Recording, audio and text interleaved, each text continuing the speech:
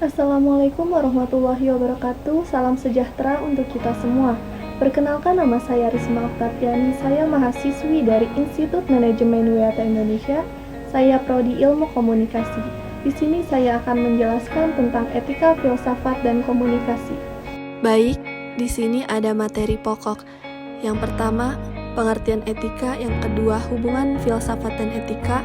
Yang ketiga, perbedaan etika, etiket, moral, dan agama.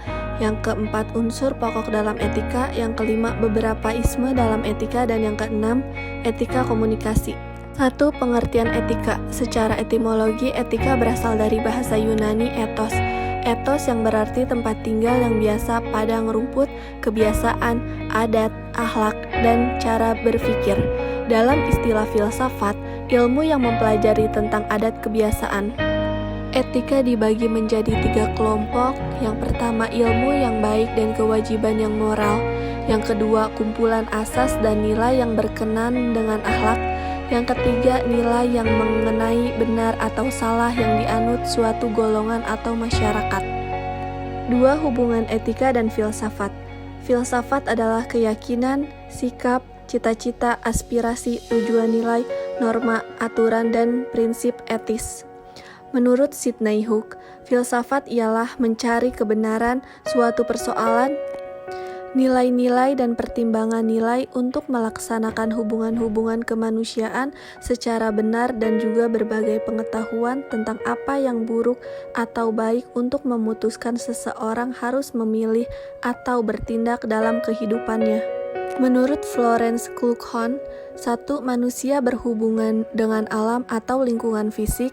Kedua, manusia menilai hakikat atau manusia sebagai baik atau campuran antara baik dan buruk. Ketiga, manusia hendaknya bercermin pada masa lalu, masa kini, dan masa yang akan datang.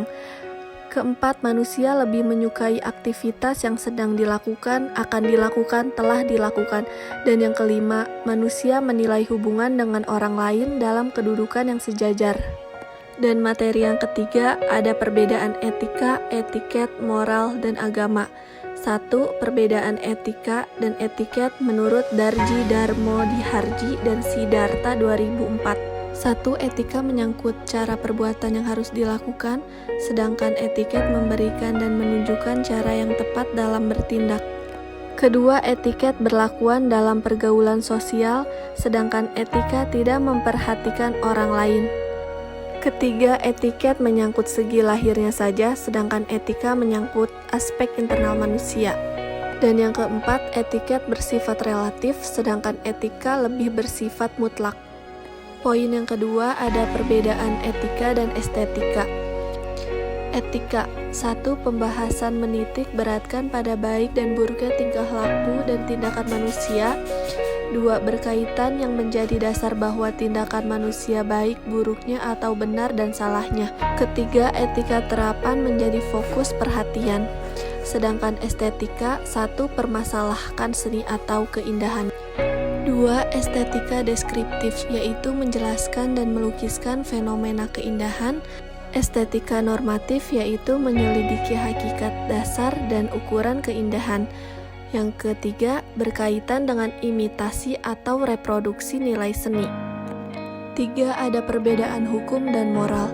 Hukum 1. Bersifat objektif. Kedua, membatasi ruang lingkup pada tingkah laku lahirnya manusia.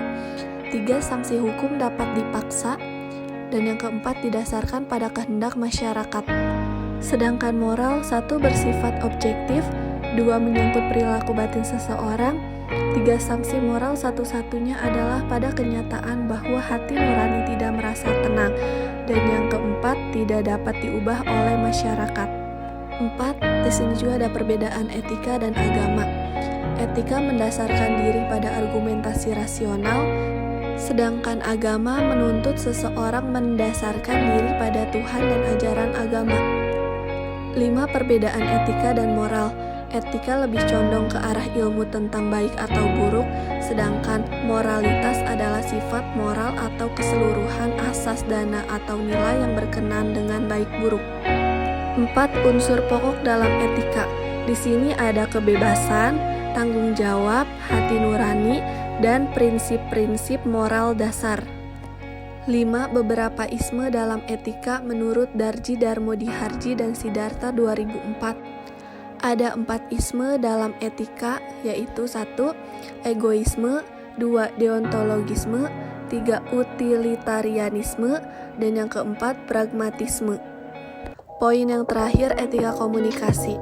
1. Perspektif politik, 2. Perspektif dialogis, 3. Perspektif religius, 4. Perspektif legal, 5. Perspektif sifat manusia, 6. Perspektif situasional, dan yang ketujuh, perspektif utilitarian.